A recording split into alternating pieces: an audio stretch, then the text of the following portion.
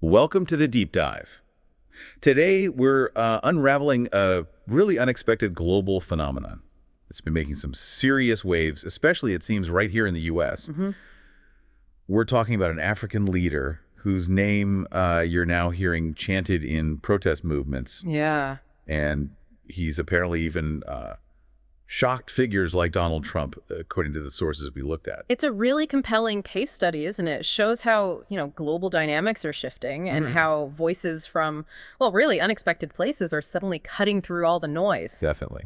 So our mission for this deep dive is basically to pull out the key insights from all the material you shared, the articles, research, even your notes. Okay. We want to figure out who this leader is, why he's suddenly blowing up in America, and, well, what does it all mean for the bigger picture? Oh, let's get into it. This seems pretty fascinating.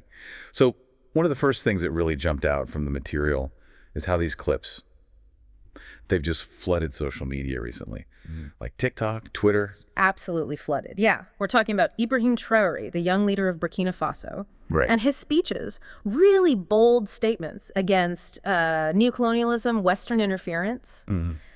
They're everywhere online. And not just online, right? The sources say these messages are actually showing up in protests here in the U.S. Exactly. That's what's so striking. His passion, his directness, maybe his honesty, it's clearly struck a nerve. And the sources we have really point out that this resonates particularly strongly with African Americans, with Pan-Africanists, people advocating for global Black solidarity. Yeah. And also younger activists who are just, well, tired of the same old global power structures. They see them as deeply unfair. And there's actual visual proof in the materials, like photos. Yeah, pretty compelling stuff. Protest signs seen in places like New York, Atlanta, D.C. Wow. And they have messages like Traoré was, right? Or Africa for Africans, decolonize now. It shows it's not just online chatter, it's tangible. Okay, so that's the impact we're seeing. But let's back up a bit. Who is Ibrahim Traoré? How did he come onto the scene in Burkina Faso? What did the sources tell us? Well, the basics are he was born in 1988, which makes him incredibly young for a head of state. Yeah, really young. He came up through the military ranks and became leader at just 34, youngest ever in Burkina Faso. 34. That's remarkable. It is. And what's really key to understanding his appeal and the material stresses, this is how he came to power. Okay. It was after leading what's described as a popular uprising, an uprising against, deep-seated corruption and what people felt was too much foreign control. So challenging the system from within, essentially. Precisely. And that origin story has really cemented his image as a potent symbol, a symbol of African resistance, pride. And the sources mention comparisons to Thomas Sankara, another figure from Burkina Faso. Yes, exactly. Sankara was another revolutionary Burkinabe leader from the 80s, also known for his outspokenness against imperialism and his focus on self-reliance.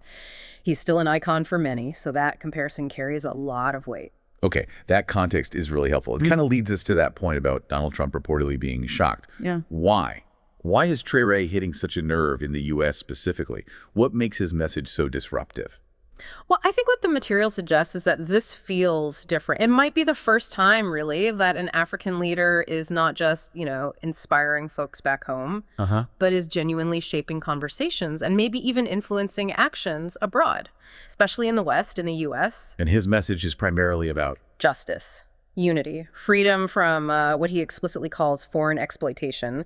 And it seems young Americans, particularly in Black communities, according to the sources, are really tuning into that. They're listening closely. And the timing matters too, right? The U.S. context. Absolutely critical. The sources really highlight this.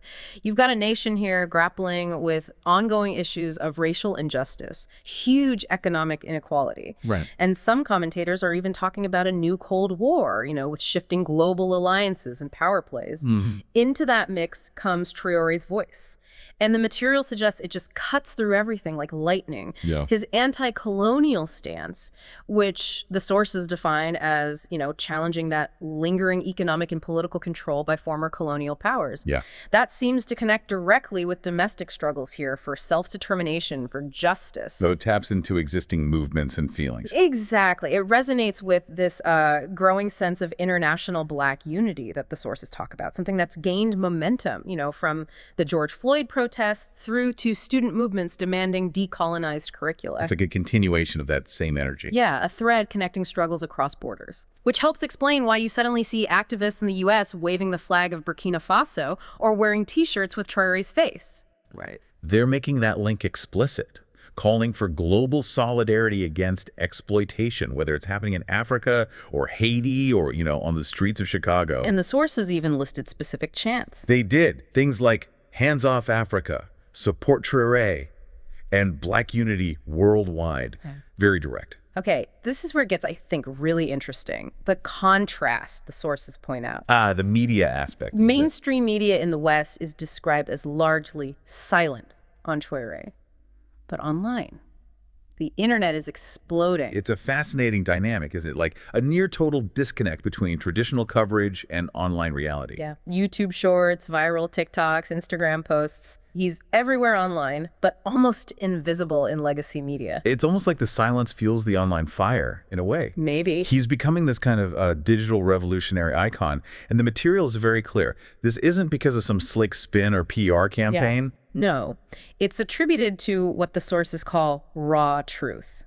His speeches, they advocate for building Africa without relying on foreign aid, for taking back control of resources, for genuinely uplifting his people. A very direct message. Extremely direct. And that unvarnished style, maybe amplified by social media algorithms that sometimes favor authenticity, seems to just bypass the traditional gatekeepers completely. And there was that powerful quote attributed to him in the material. Yes, we don't need charity, we need justice. Wow.